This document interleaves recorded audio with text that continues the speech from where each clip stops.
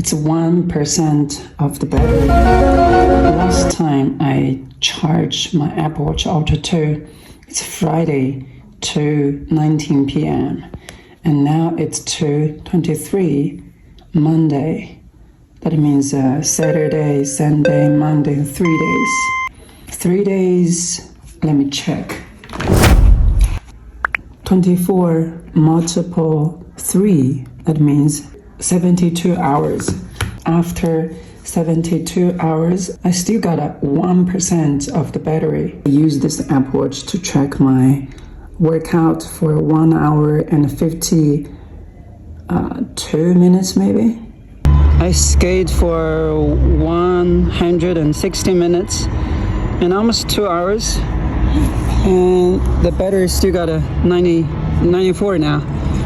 That means it used 6% of the battery. Pretty cool, right?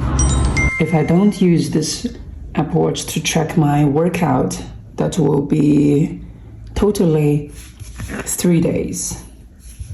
All right, guys, and that's it. I hope you love this video. See you next time.